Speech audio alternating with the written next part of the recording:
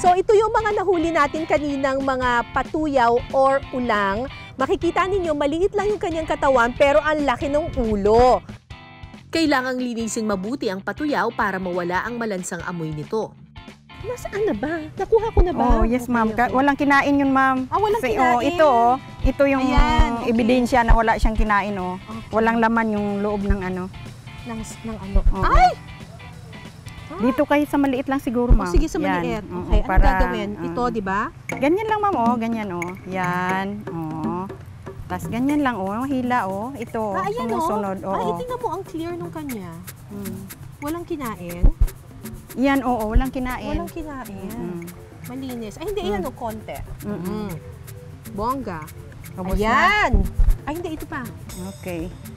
Ay, ito, may kinain. Ayan, Ay, ma'am. ay. Yun, Oh, ayan, may kinain. Ay, ayan, oh. Yan.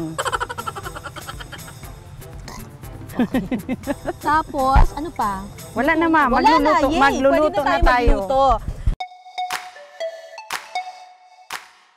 So, i-ano na natin, ma'am. Halabos lang siya na yung pagluluto is yung sinaunang pagluluto. Halabos lang. Halabos Asin lang siya. At saka, Suka. Ano? Suka. Yung suka natin is galing sa niyog, ma'am. Ah, talaga? Ay, manamis-namis. Tuba siya, ma'am. Ah, Dito, tuba. ginawa naming suka. Ganyan lang. Una munang ilalagay ang patuyaw. Sunod ang suka. At saka titimplahan ng asin.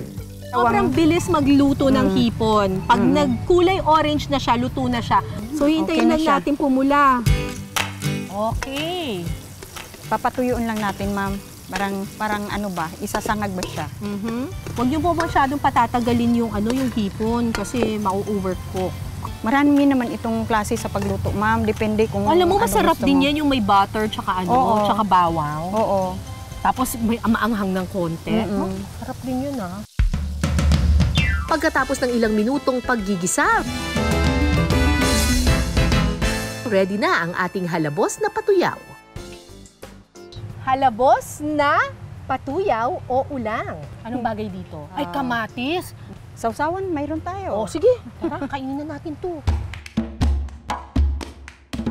So, tikman na natin itong halabos na patuyaw or ulang. Sa Aklanon, ang tawag nila sa halabos ay sinanlag. Ayan. Ayan, oh. Okay. Balatan natin. Ay, alam mong fresh na fresh siya kasi ang dali niyang balatan. Oh, tamo, buong buo. Manamis-namis. Harap. O, tandaan ninyo ha, pagkakain ng patuyaw o kakain ng ulang, huwag itatapon ng ulo. Dahil nandun ang sarap. Oh, iba talaga kapag fresh na fresh, oh.